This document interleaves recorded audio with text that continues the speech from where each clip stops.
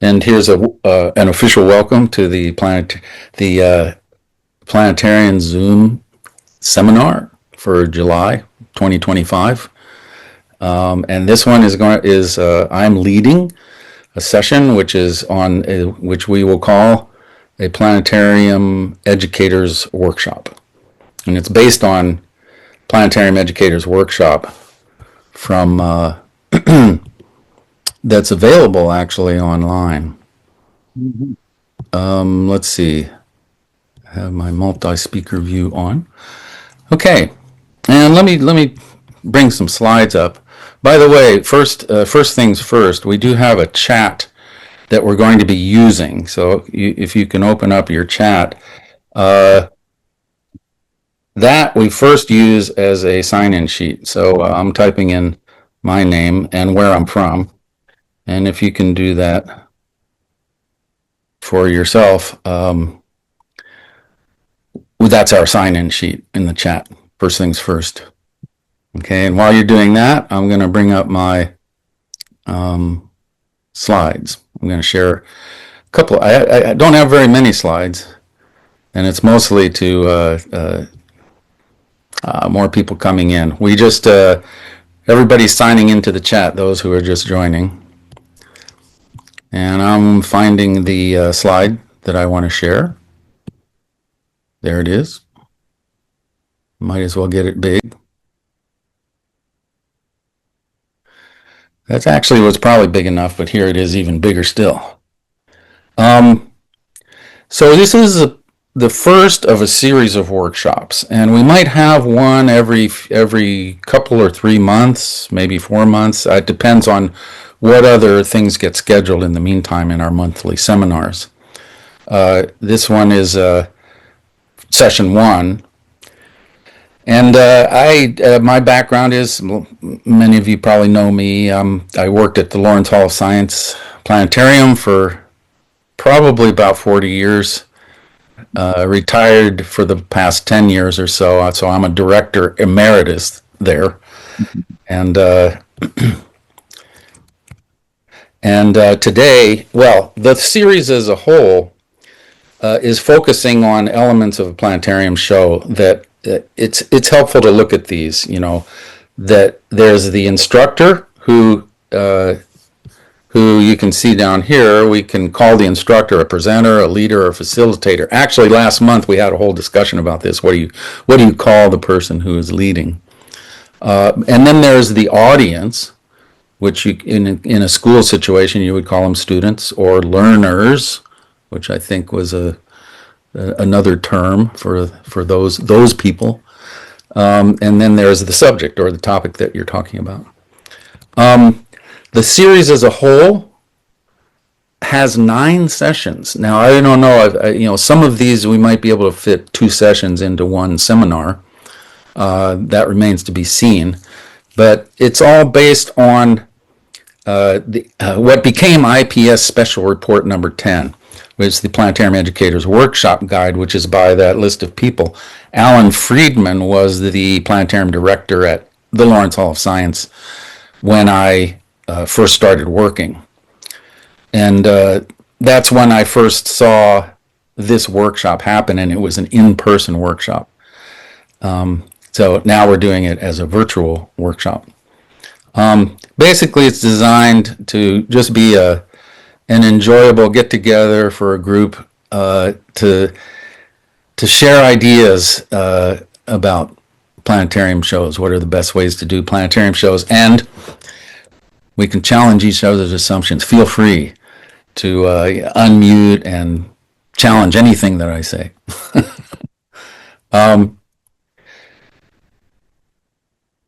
Basically, that is, that's what we're looking for. Strategies to involve audiences actively in the planetarium.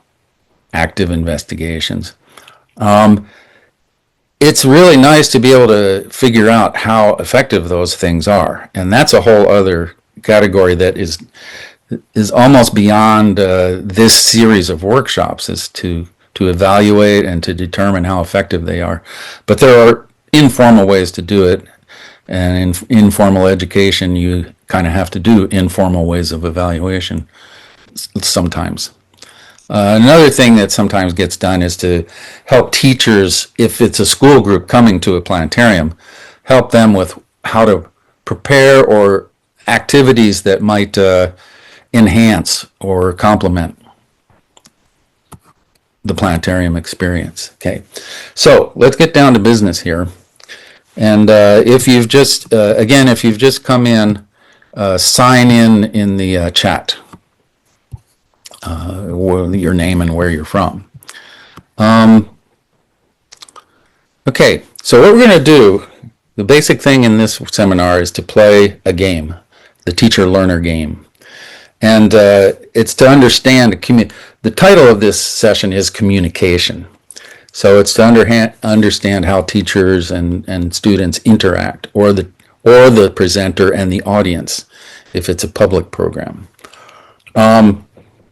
Name this game, we take turns playing the role of teacher and student in groups, okay, and we will be using breakout rooms for this.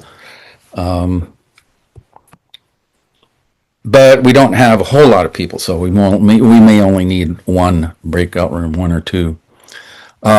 Basically what happens in the game is that I will show a drawing, a very simple drawing to teachers, and the teacher, the goal is for the teacher to explain in words how to reproduce that drawing. The students are to reproduce that drawing without being able to see the drawing.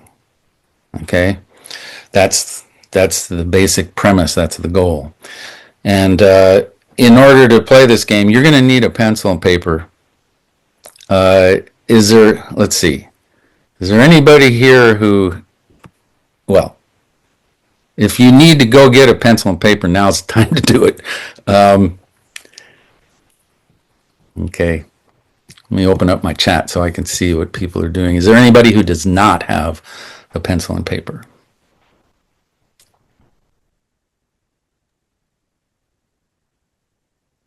Okay, not hearing anything. It means that everybody's muted.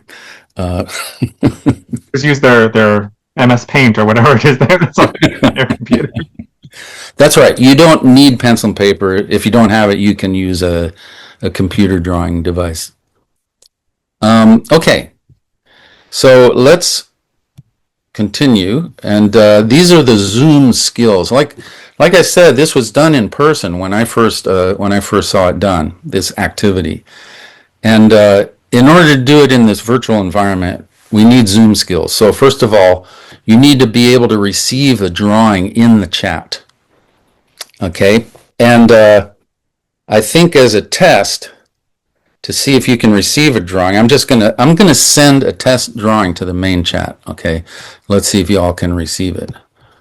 Okay, I'm looking for a drawing here. This is now the drawing I'm gonna send is one that is very much more complicated than the one I'm going to send to the teachers or for whom the activity is.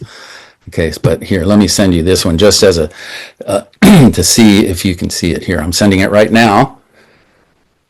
Give me a thumbs up if you received it. Okay, I see most people have received it.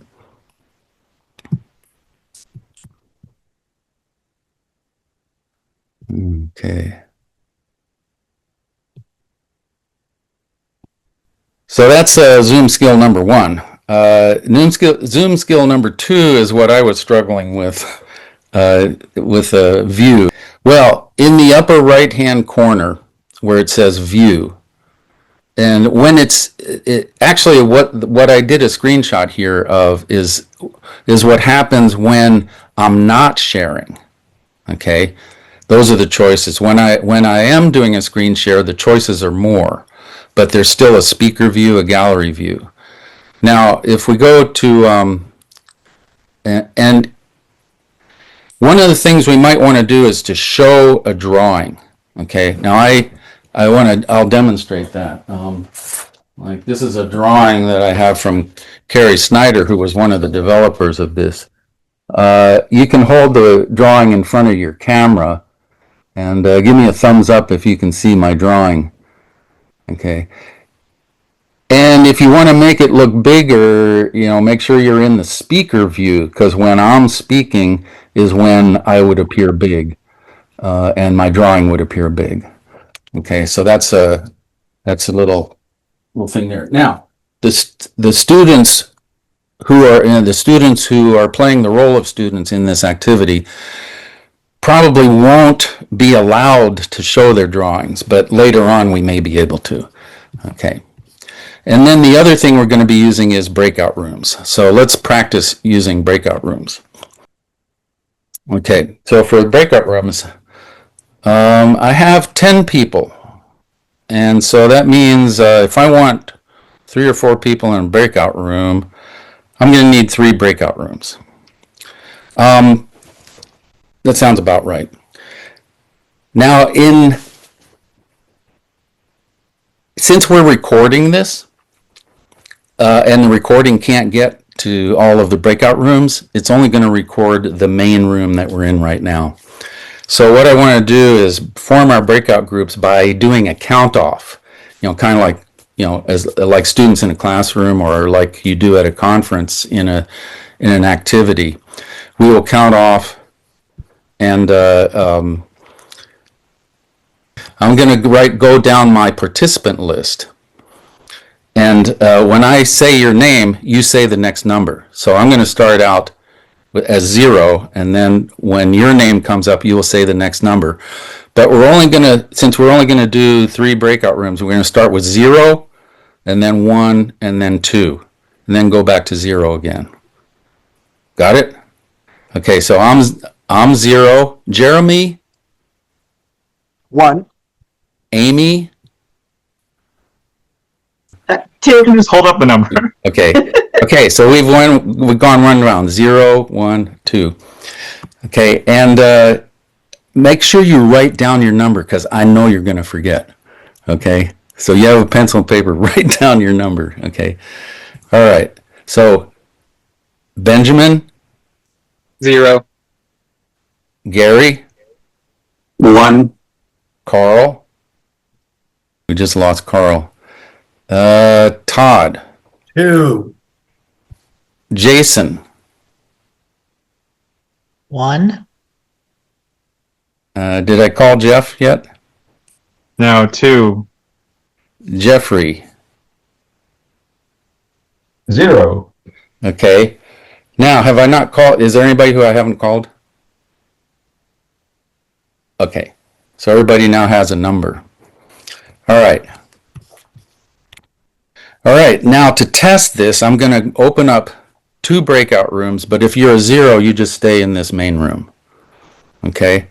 So I will create 2 breakout rooms, and when I say go to your breakout room, go find the thing in the bottom toolbar where it says breakout rooms, and if you don't see it, you'll have to find it in the more icon, which looks like this thing here. Okay. Now, and just as a first task, when we're going to go to the first round of our game, where one person is going to play the teacher and the other people in the group are going to be students, your first task when you go to your breakout room is you'll have 1 minute to determine who's going to be the teacher, and the rest of you will be students. Okay? So, is there any question about that? Ready to go to breakout rooms? Okay, okay. Now, I'm going to make 2 rooms. Remember, the main room is the 0 room. And I'm going to let you choose which room to go to, but make sure you go to your number, the right number. And I'm creating them now. And we will be starting a countdown from 1 minute momentarily. See, people are finding their rooms. This is good. Okay, I started the countdown now. Those of you who are in the main room, can you see a countdown happening? Okay, this is the countdown appears in the in the other breakout rooms. And so they have now about 42 seconds left. Okay. Those of you who are in the main room, who is willing to be the teacher for the first round of this game?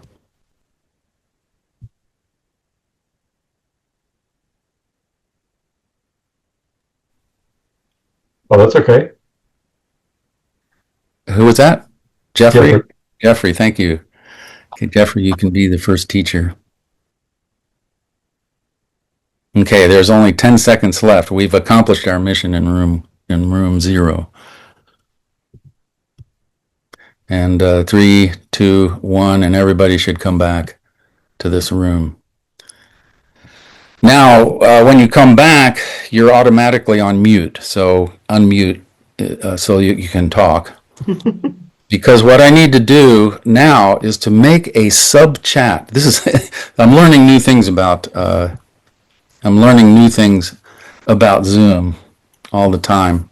And in fact, you know what I'm going to do? I'm going to stop my share. I don't really need the share right now. And I'm going to make a sub chat. I need to make sure I have my chat going here.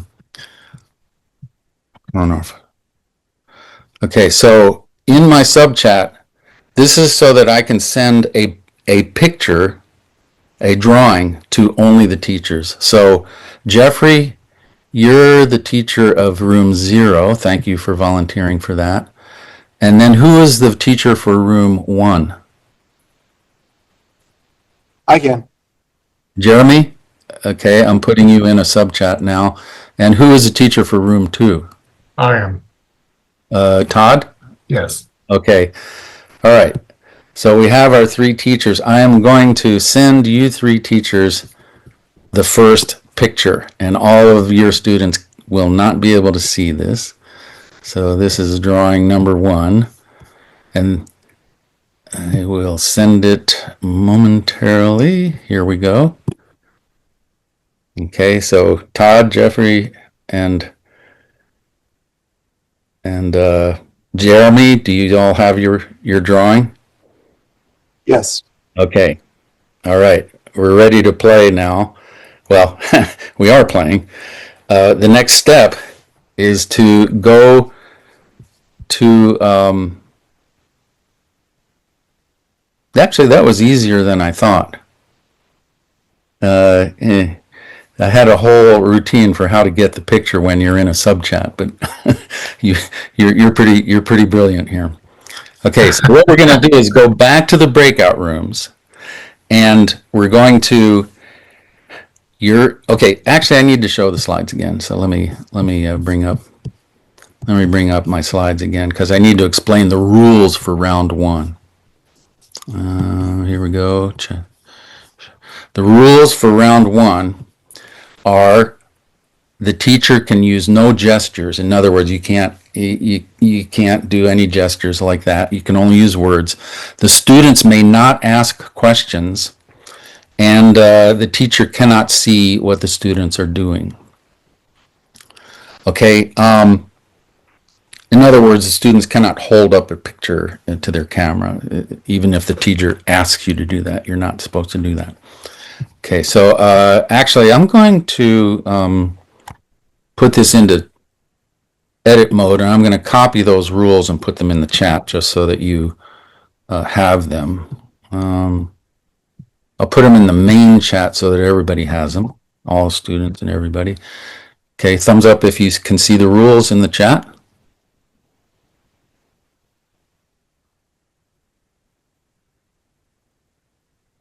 I didn't see all thumbs up, but I will assume that you know the rules now. Okay, and under these rules, we'll go to the breakout room, see if you can reproduce this drawing from the teacher explaining and students drawing. Okay, any questions about this? Ready to go to breakout rooms? Just one comment. If they can't, if they're muted, then they can't ask questions, right? That's true. That's true. We could turn off our video and then they wouldn't get gestures from us. Yeah, you could do that, but I think it's not necessary. I feel it's important to point out, though, that nonverbal communication is still communication. Well, that's true. You can use facial expressions, I guess. But now did I say you have exactly 3 minutes to do this? And I'm going to set my timer. Hold on a second. I got to get out my clock here with my timer. I'm setting it for 2 minutes because that's when I'm going to press the 60-second button to close the rooms. For the sake of learning Zoom skills, Zoom does have a breakout room timer feature. Yeah. Okay. Let me see if I can find that. Oh no, don't do it now. I was just saying for future reference. Okay. No, all right. I think you're doing a great job, Alan. Is everybody ready to go to the breakout rooms? I will open them now. And it should be easier to get back to them because it just pops up the next time. You're going to go to the same breakout rooms.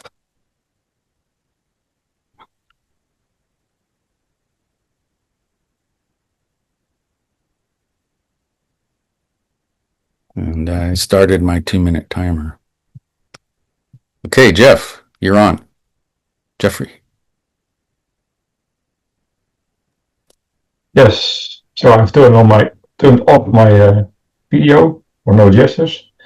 So we're about to draw, let's say, Saturn with 2 moons. And as I have 3 minutes, the picture itself is in landscape 4:3, so wider than high. Saturn itself is in the lower left corner. The planet itself is about 40% the height of the drawing, with of course the ring around it. However, the ring, when you move to the right hand side, it goes up a little bit. You can see Cassini's division. So the ring itself consists of 3 lines. On the planet itself, you see no detail. And so that is the planet. Then there are 2 moons. One of them is tiny, the other one twice as large. Tiny means 5% the height of the drawing. Just white with a black circle. By the way, Saturn is also just a simple drawing with black lines. The tiny moon is just right from the ring. And by the way, the planet Saturn is the lower half of the picture, vertically, and also like 60% of the width of the picture in the lower left corner. Man, this is great. Hey, we have a minute left. Okay. Moon number 2 is in the upper right corner. Let's say 20% from the top, 20% from the right, and it has a size of 10% of the drawing. And I think that's it. And we have 36 seconds left, and I'm not supposed to say anything if I'm one of the students, but I'm the timer too. Yeah, it's quite complicated to explain. So the Saturn is the lower left corner, and one tiny moon just right from the ring, and one large moon in the upper right corner. Okay, 10 seconds left, and everybody else will be joining us.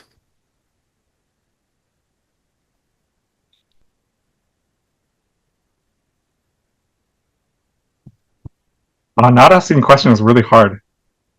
Okay, a little problem there. Our second chat disappeared when we got stuck in the room. So I Oh. didn't have the picture. Oh, Some of us took a copy of the picture and put it in Paint before we went to Yes. break rooms. Yes, I almost did that, and I did that with the first picture, not the second one. So, oh, I'm sorry, Jeremy. That's Right. unforeseen. We're gonna have to actually we'll play a second round of this game and see if we can solve that problem. But for the first round, let's just do a little bit of a discussion with the first round for the people who are in the 0 room and the room number 1. Of course, room number 2, we don't have any insights as to how this game worked. But we can still get comments from you if you want to express your frustration. It was a little bit like telephone. I had to remember what the picture looked like, and I didn't get it exactly right, and then their drawing's going to be a little off. I think all things considered, you did pretty good, Jeremy. Todd was giving such great directions. I thought he was reading directions that had been pre-printed. Aha. Okay. Here's what I'd like to do before we start round 2 is to gather insights from round 1, and we can do this 2 ways. One is you can type things into the chat, right under where I pasted the rules. So these will be comments on room 1. Or if you just want to say things, I can actually type them into this slide. So any comments, any insights, feelings? How did you feel as a student or as a teacher? Okay, feel free to unmute. Oh, well, so I was a student, and the first thing, it was really difficult not to be able to ask questions. Not being able to ask questions was hard. And so, this goes back to something we've talked about before, is that, having that open communication, two-way communication with students is really important, I think. And then the thing that I love that Todd did right off the bat was that he just gave an overview of what it was before he told us to start drawing. He gave us like an overview of what the picture was, what he was thinking about, what he was seeing, and then that informed the rest of my drawing as he was giving more detailed instructions.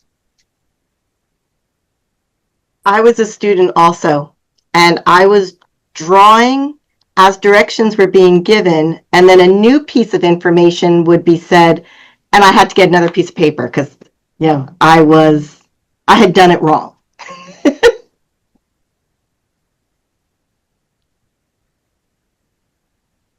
It was harder than I thought. While explaining, I came to new realizations like, oh, I should give better overviews before going into details. Yeah, it reminds me of that old teacher trick of giving students the giant test or the giant form to fill out, and the very, very end of the instructions is, don't fill out any of this, just give the teacher back a blank piece of paper.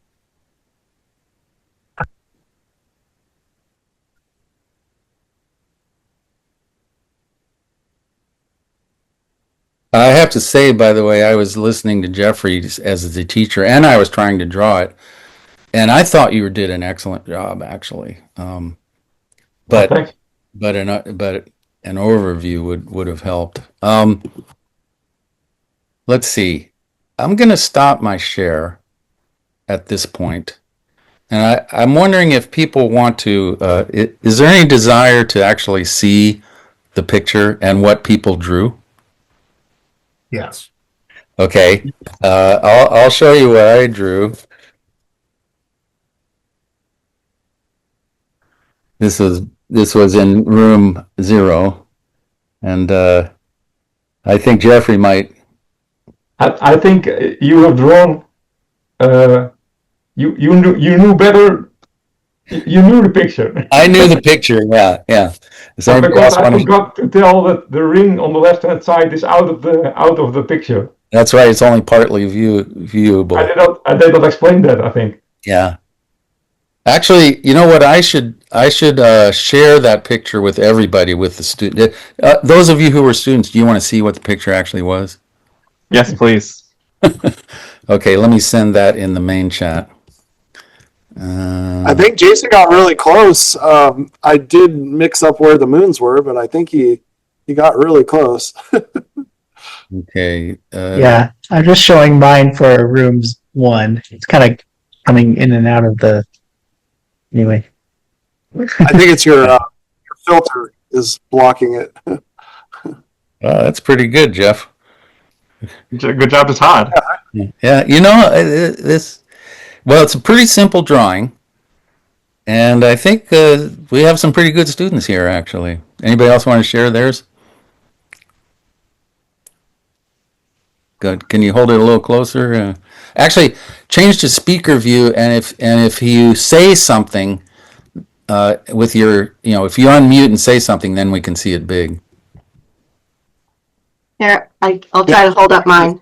I outlined it with A little farther away. It's out of focus.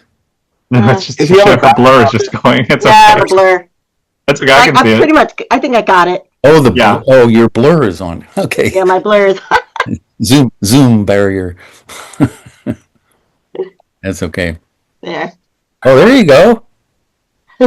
Yeah, I did not do it in Sharpie.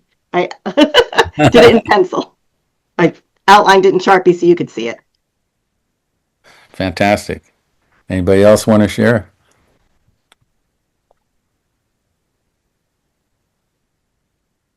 Okay. Well, let's go and do a round 2. Okay. So I'm gonna share my screen again, and we can move on to round 2. I'm gonna leave it in edit mode for now because you can read this okay when it's in edit mode. It's just not as clean. Okay, but you can see the rules for round 2. You'll again have 3 minutes. The teacher will have 3 minutes, and we'll see. Actually, it's nice to switch teachers if possible. We'll get to that. But in this round, the teacher can use gestures, so you can make motions and stuff. The students may ask questions, but in this round, the teacher still cannot see what the students are doing. Okay, so don't show your picture to the teacher. Okay, now I'm going to make a new sub chat. So let me make a new sub chat here. And in room 1, starting with room 0, is there anybody who would volunteer to take over the teacher spot in room 1? Benjamin, you would? Okay. Yeah, I can do it. Okay. All right. I'm adding you to the new sub chat. And in room 1, who would like to be the teacher? I can be the teacher in room 1. Let's see. Who is that? Jason. Jason. Okay. I'm adding you to the sub chat. And then in room 2? I can do it. Amy. Amy? Okay. You'll be the teacher in room 2. Okay. So I'm going to send... Let's see. I'm going to send you... All right. I hope that just the teachers are seeing this. Amy and Todd, can you see it? Not yet. No. Oh. It was in the chat at the top. There's another breakout. That's where I saw it last time. Oh. Yeah. Got it. Okay. Okay, that was in the... I see it. Okay. Yeah, you have to click on the new sub chat. Ah. It would help if you had a graphic showing the sub chats, what they look like, so people know to look up there. Yeah, as a matter of fact, I do. Here it is. Oh, Yeah. there it is. Sorry, I skipped that slide. Okay, that's this is the instructions for when you need to sub chat. I'm amazed that it worked as well as it did on the first round. Now the question is, can we work around the problem that Jeremy had? What do you need to do something special? Like, do you need to download? Because Just click it, and then that opens in the viewer. Okay, it opens in the viewer. Yep. But I then double clicked window. I to double you. clicked on it and it opened in another window, Okay. like picture viewer. Okay. Is that what you, and Jeremy, how did you lose yours? When we went to the breakout rooms, you said you lost it. Yeah, so what happened was I didn't click on it. I just left it in the chat, the sub chat. And then once we went into the breakout room, there was no more sub chat. So I couldn't. Oh, access it. okay. All right. That's my fault. I didn't test this properly. So hopefully the teachers can retain their drawings now this time when we go to the breakout room for round 2. Okay. You might want to download it with the download button just in case, You can copy it into Paint. or copy it. Yeah, that's a good strategy. Okay. So let's see. We're going to we're on round 2 now. And are we ready to go to the breakout rooms? You'll have 3 minutes. Okay, here we go. John joined us. Assignment John. 0. Oh, hold on a second. Yeah, anybody who joins late will be in room 0. Okay, I think that's as a general rule. We can do it that way. Okay. All right, I'm going to go to the breakout rooms again. Okay, and John, hopefully the people who, well, we'll explain it to you when we're going to be breakout room 0. Hey, thanks. Okay, let's see. So, ready to go to your breakout rooms? Where is it? Hold on a second. And John, that means don't join a breakout room. Just stay here. Right. Okay, here we go. I'm opening them now. Okay, I'm going to start my timer because everybody's now in the breakout room. And go. All right, wonderful. Well, in this picture, we have 3 main objects. 2 of these objects are planetary bodies that are only about half lit up on the right side, so kind of like a quarter moon. And then the other object is a complex crater with a mountain in the middle, essentially. So just like the last picture, the aspect of the image is like 4 long and 3 tall. And I would draw the crater first. The crater is offset slightly to the right, and it occupies most of the bottom half of the image. I would say that We can ask questions, right? People unmute if you have a question. Oh yeah, please, if you have any questions. The view of the crater is not looking straight down. It's probably about 1/3 as tall, or one quarter as tall as it is wide. And like I said, it takes up almost the entire frame along the bottom half of the picture. And then the 2 planetary bodies that are in the background above the crater are both about the same size, and they are spaced evenly apart in the top in the background. They have just about half, with half of the body itself lit up. One is slightly offset to the right, and one is slightly offset to the left. And there are no colors or anything like that. It's just a black and white image. Do we have any questions? Okay, we have 1 minute left now. The crater is on top of a surface. Yeah, I assume so. There is a slight rim wall to the crater, I believe, but the surface itself is not drawn. It's just the rim wall, the circular depression itself, and then the mountain in the middle.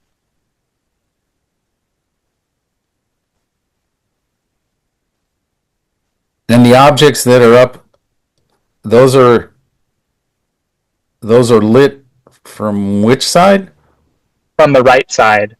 And actually, now that I'm looking at the picture more closely, I see that the left-hand object is smaller than the right-hand object by about 50%. So I told you wrong in the beginning. They are not the same size. The one on the left is about half the size of the one on the right. And did you mention shadows? Okay, the time's up, so the others are joining us now. Okay. Alan, Yes. I have a question. When you are doing this activity, are you allowed to tell the students at any point what you think, what the teacher thinks this is supposed to be? Like before Saturn with 2 moons? Or is that...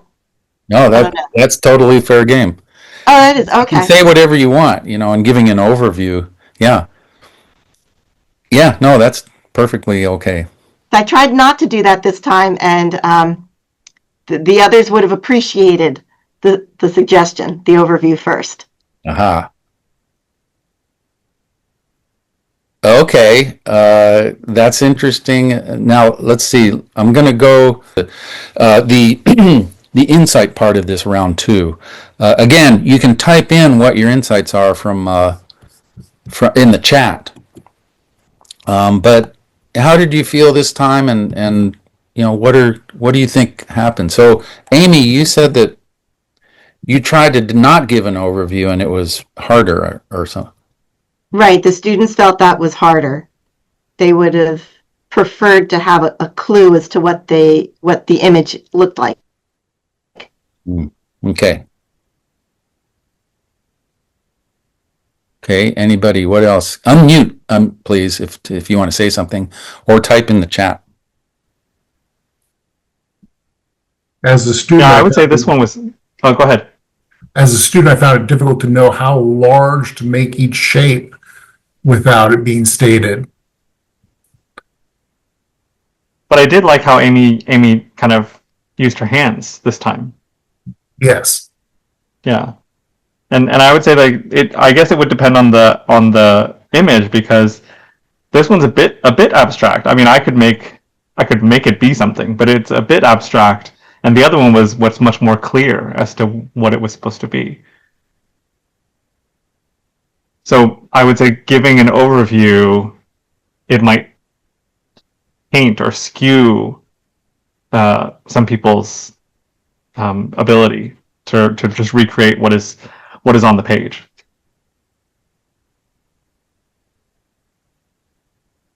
I'm finding that my scribe abilities, just being a leader and being a scribe is something that you should never do in a workshop.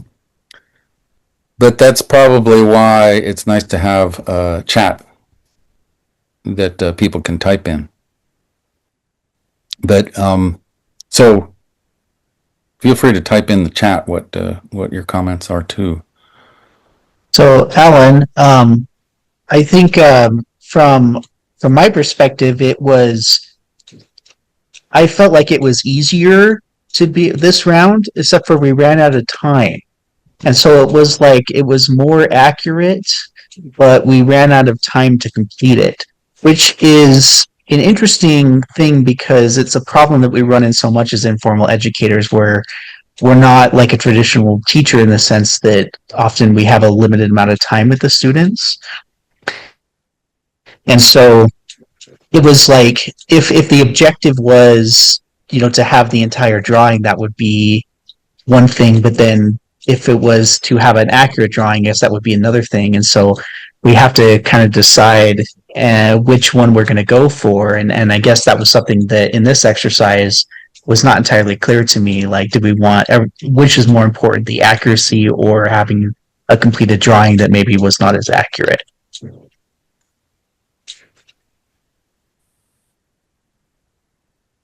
That's very interesting.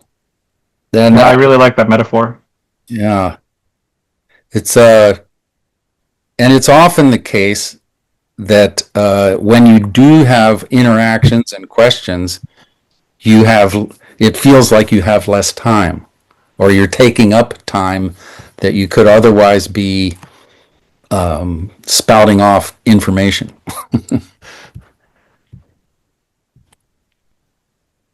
It's interesting. Yeah, because it always feels like the fastest way to teach is just to spew out all the information all at once. Like it feels like that's the fastest way, but that's not how students absorb the information.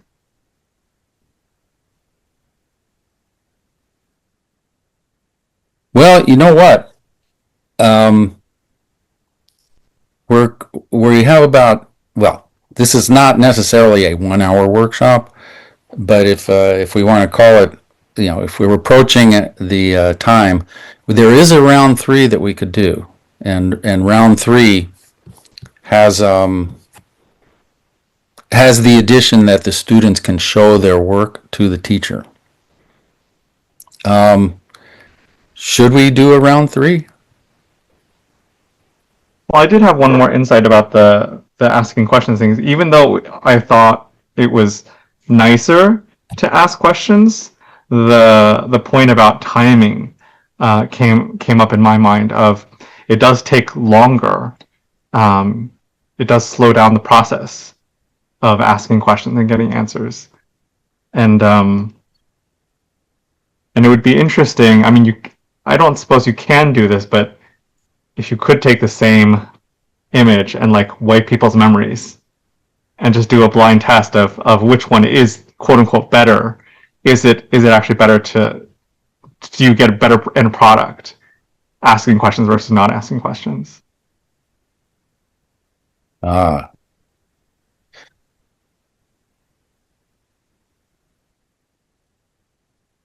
Alan, are you going to share the image with the rest of us? Oh yeah. Okay. I will share the image with the rest of you. But I need to send it to everybody. I'm finding the picture again. It's the second drawing. Here we go. And send. Okay. So that's what the teachers had. Yeah, I wasn't Amy, too far off. I ended up with this. I only added the extra squiggles because Amy, at the very end, we were like, well, what does it look like to you? And she says, like a volcano. So I added the extra squiggles when I didn't need to do that, because to me, it would look like more like a volcano that way. So that's what I mean by like it can taint. If it's something abstract like this. Be careful what you ask. Yeah, be careful what you ask for, yeah. So I got to ask questions about the 2 moons there, but I didn't get to ask questions about the crater. But he mentioned a crater at the bottom, and it took up most of the page. And I said, okay, well, I can just guess what that looks like. So That's pretty. so actually, the bottom part. That was a pretty good rendition from what I saw. We spent most of the time getting the moons right. What's interesting was that Something. when I was starting off, I drew the picture myself just because I thought that would be helpful to first sketch it out on my end and then try to describe it. But it turns out that sketching it out kind of did the same thing. It tainted what I was telling the students. So that was kind of interesting because I was looking at my sketch more often than I was looking at the actual image. Hmm.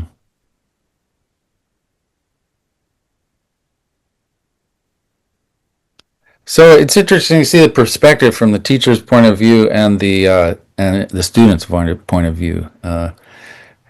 John, actually, John, you came in late. What did you deduce from what you saw? Well, for the first 30 seconds, it was a little chaotic, but I remember this exercise in the past series. Right. And so, yeah, I think it's, I liked a couple of the comments that were already made. I thought they're very insightful. Yeah, this is a great activity. Apologize for coming in late, but yeah, I have an idea now what needs to be done and who's responsible and how to react. So it's, I like this activity.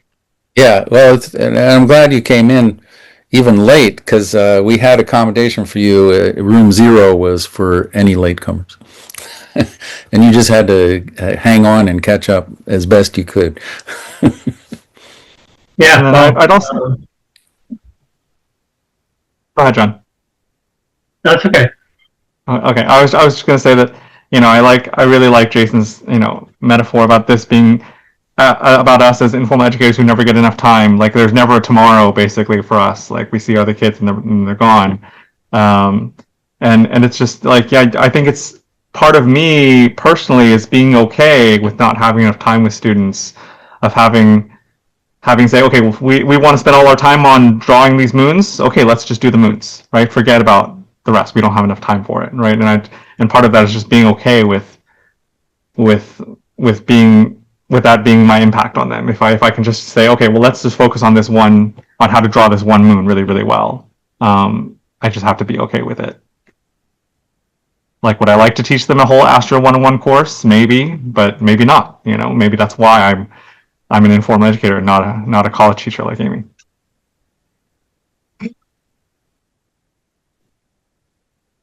Well, we run into this sort of situation a lot. I've been in the K-8 planetarium for 25 years now, and we always had the question from the very beginning: what's better, pre-recorded or live? Do we have interaction? Do we not? And it kept coming back to the same thing. The students really enjoyed the pre-recorded much better than the live, but they remember the live much more than they did the pre-recorded. So it was like, at that point, we kind of realized we need to do both. And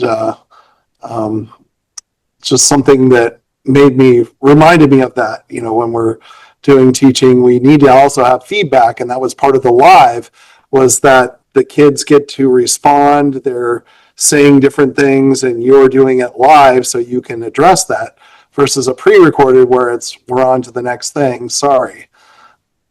So that definitely reminded me of, not being able to ask questions, not being able to show what we're understanding, things like that. Yeah, and it's like, it's the age-old dilemma of, there's so much that's entertaining that people like to watch, but good pedagogy is good pedagogy, And if you have to just choose, what's your goal. And they're both important. It's not like entertainment is not important, I would say. So something else I've been thinking about with this is a little bit of the dynamic of how an educator starts out, because a lot of times when I'm training my educators, they start off with more of an approach where they're more telling information and kind of less of the interaction, right? And so it's a matter of building out a curriculum where you can have enough time to do the interaction, right? But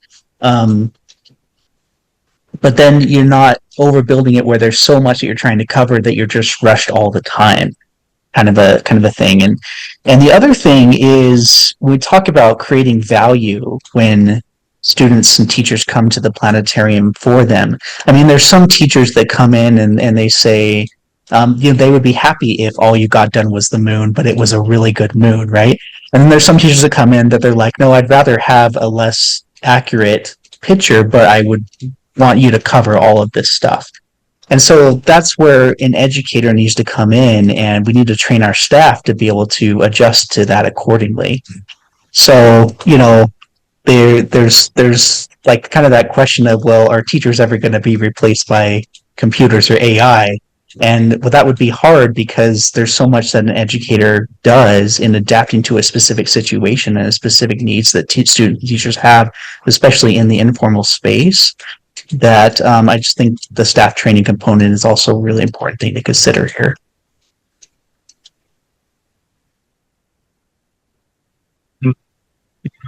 I'll jump off of Jeffrey's comment is that I much prefer live shows from all around, but mostly because I've done the whole like here press play and let the audience watch the movie, and I've done that system where it's like I'm watching the same movie 100 times a day, and I just get so sick of it. So live presentation, like that's why I always like to do live presentations. And yeah, and for Jeffrey's comment specifically, yeah, I would say that it definitely depends on the presenter, right? Like I've had bad shows before where it wasn't that good, but I've also had great shows that are way better than any movie could ever be, and that's the whole point about the movie, is that it's set in stone. It will never change. It's always going to be as entertaining as it will ever be. Whereas your live presenters hopefully will get better and better with time and practice. I think Yeah, also how many- that you have a connection with How many staff do you have presenting, Jeffrey? I work 1 day a week. We have 5 people working 1 day a week. We have 2 working full time, and we got in the weekend volunteers. We give about two or 3 or 4 live shows per day, and the rest is films. Okay, I have something to add that I would like to add, and this is actually the second to last slide that I have. It's that we used in this activity, and often in general we use analogies, but it's fraught with pitfalls. Okay, and this is an example. If the instructor or the leader says a wave and has like a sine wave in mind, some students may get that, but then there's other students who imagine a different kind of wave, as you can see on the on the drawing here. And then others might do a wave like that in their mind, and then others may imagine like a wave like at a football game, where you're going up and where the crowd's going up and down like that. So it's a trick to be able to that's the nature of communication. It's one of the problems of communication. I don't know if there was the movie Cool Hand Luke. Where the famous line is, "What we have here is a failure to communicate." I don't know if you remember, if any of you have seen that. Paul Newman. Paul Newman, yeah. That was actually a chain gang scene. It was really horrible, but and the failure to communicate resulted in the beating of one of the prisoners. But less dramatic results can happen with miscommunications in the classroom. And, usually the worst thing that happens is that somebody doesn't get the concept. And I guess my feeling is that interaction with the students has a better chance of getting the concept across, even if you don't cover as many concepts. I think that's, I've always sort of resisted the idea of having education standards in a way, because in fact when the new education standards were established, I kept saying, I thought we were going to come up with fewer standards that we could actually cover better. But in my mind they didn't do that. There were too many standards and too much stuff that the teachers had to cover. And we face the same thing in planetarium shows. How much material do you really want to cover? And I remember Alan Friedman, who was my first boss at Lawrence Hall of Science, saying one of the things I remember that he said, which is often said by people, actors, on stage, they say, leave them wanting more. Okay, and make it an enjoyable experience, so that they want more. So I just wanted to mention those things before our time runs out, and our time is not running out. If anybody has more things to say. Well, I just wanted to say thanks, Alan. I gotta go, but this was always really fun. So thanks for doing this. Okay. And it's also good to see all the different Zoom skills that people overlook. Yeah. Yeah, right. I'm learning. I'm definitely learning. The point is that we're all always learning. Yeah, I mean, it's, yeah. Like I was saying in the beginning, we've been using Zoom professionally for so long, but it's still always different. There's always new things to learn. So thanks for doing that. Bye, everybody. It was great to see you. Thanks for being here, Jeff. Bye. And Alan, yes, in relation to what you were saying, I also experienced that over the years, I am explaining less and less. I'm wasting my time on jokes. oh no, you want to make your presentation enjoyable. Yeah, and yeah, what you're saying, leave them wanting more. I think it's always really bad if I see people presenting and I want to just explain the whole universe in as much as time as you give them. If you give them 1 hour, okay. If you give them 15 minutes, okay. Yeah. I'm just putting the same content, but then 4 times the speed, the pace. Yeah. Well, it is important that people get a basic understanding of science. I mean, in the United States here, we're seeing that. We're seeing the importance of that. That the understanding of science by the public is not what it should be. Oh. And it's kind of our job to give them or to help them understand science where it's important.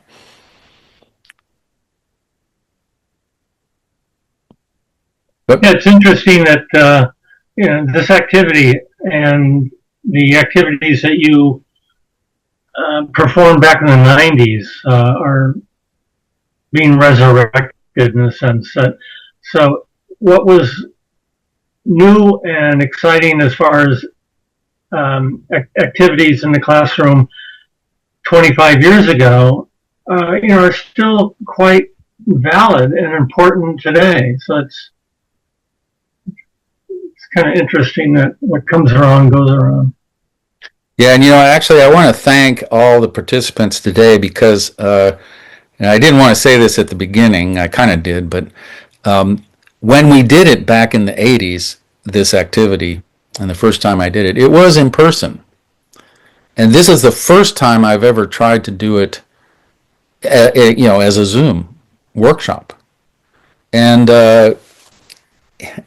I'm interested in people's reaction to it, but you don't have the comparison of an in-person workshop to compare it to. I think it went pretty well. I don't know, what does this group think? Oh, As someone who was in university over the course of COVID, I'd say it went pretty as well as could be expected. Yeah.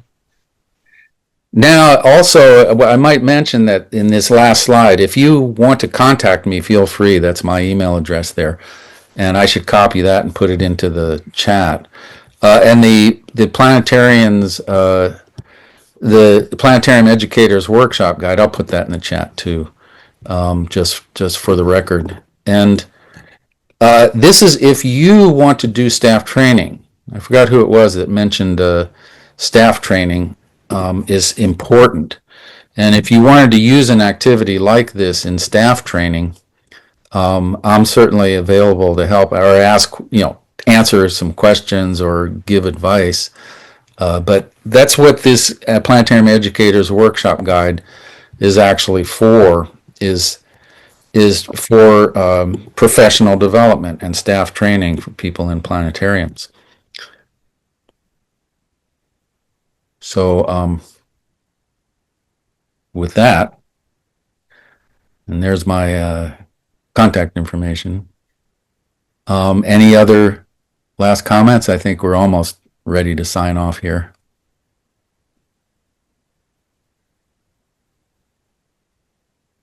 Maybe other participants could eventually do something very similar from this past series or from this workshop guide. Yeah, actually, at the beginning, I mentioned about the whole series. There's nine modules, and I'm planning to do more over the next months. Like some of the Planetarian Zoom seminars, like maybe every 3 months or 4 months, I'll do another one. And so gradually over time, we'll have a series that is recorded for the record. That's something we never did with the in-person versions. Those were never recorded. Hey, I'll show you what. Does anybody? Hey, if you're curious what drawing number 3 was, it's this. I'll put it in the chat. That would have been round 3, where people could show their the students would then be allowed to show their pictures.